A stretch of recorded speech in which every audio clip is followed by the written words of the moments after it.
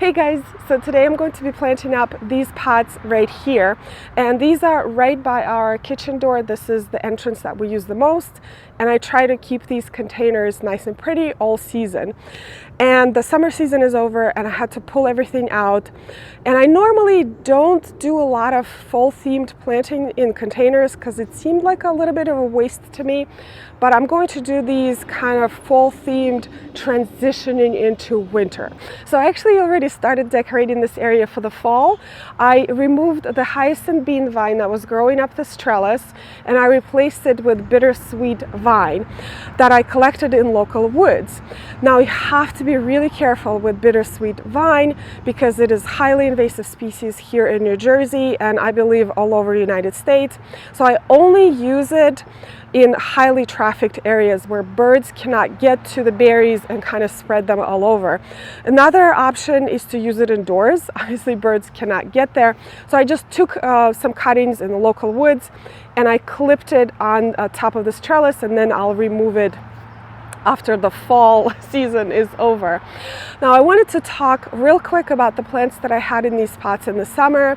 I had this beautiful black and bloom salvia that hummingbirds visited a number of times a day, and I could see them out of our kitchen window, out of our kitchen door, and I wanted to save those plants and plant them out in the garden, but they were completely infested with aphids and whiteflies. And that is something that is really important to remember if you're trying to overwinter something. Check it for pests because you're going to have a complete disaster in your garden the following year. So I had to trash those plants.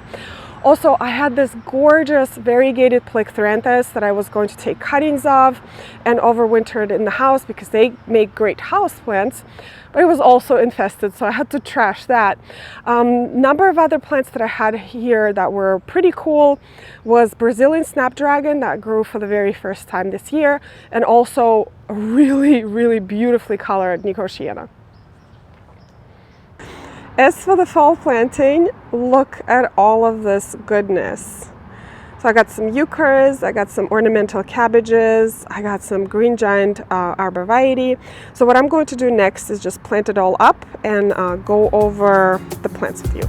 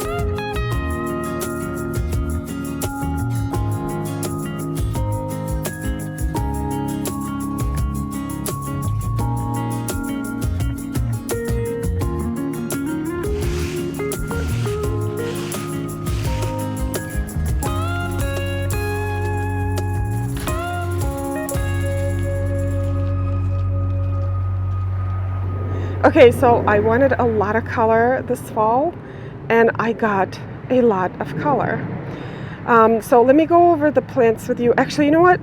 Let me show you this bed first. So I have this bed that is empty at the moment, and I just didn't want to look at this black blob of soil. So I just went across the street and I got some fall leaves from the sugar maple, and isn't this so much better? But let me start with Heucheras here. So the one right there, that's Indian Summer. This one is stunning. This is Black Pearl, and the more caramel color, this is Toffee Tart. The sedge that I have here is Feather Falls, and I actually repeated it in 3 containers, and it kind of plays a role of a spiller. It did have some dried up ends that I cut a little bit. It looks somewhat better.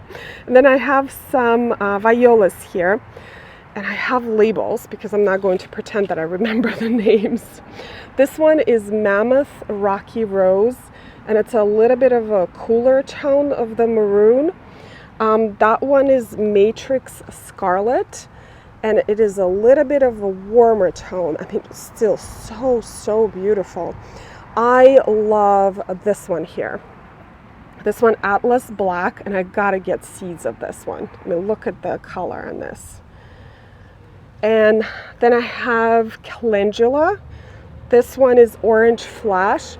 And I have to remember next year to grow some calendulas for my fall containers because they're such great substitute for mums, I think. This is a double beautiful color, like screams fall to me. Then there's a red-veined sorrel, which is edible, but also look how great this looks in containers. I mean, just amazing. Then I have some gourds and a driftwood that I had in my aquarium that I used to have, so I just incorporated in these pots. I think it gives it such a nice woodlandsy feel. So if you don't have a driftwood, you could just go to the woods or look in your garden for some old wood that has a lot of character. I think it just adds so much to this composition. And then I have the cabbages, ornamental cabbages that kind of tie the composition together. They have those white middles that pop and contrast with all of the dark colors that I have here. And then I have the green giant Arborvitae, and some people will consider me insane for planting green giant Arborvitae in containers, but they are going to be here temporarily. So this is probably was the most expensive item out of all of these plants here, but I'm going to plant them out in landscape once they are done for the fall and the winter. Probably next spring I'm going to plant them as a privacy hedge in one part of my garden. Also, they are going to put up a little bit of bulk while they're here, so I'm pretty much buying time with planting them in containers, and they're super hardy, they're beautiful. I think once the fall is over, I'm going to remove the pumpkins and put some lights on the Arborvitae, and that's it. Bam, that's the winter interest right there. And also the Heucheras, of course, are going to go in the ground next season, so that is definitely double duty for these containers, and everything else is going to go in the compost pile eventually. All right, you guys, this is it for today's video. I hope you enjoyed it. I hope you learned something new, and I will see you in the next one. Bye.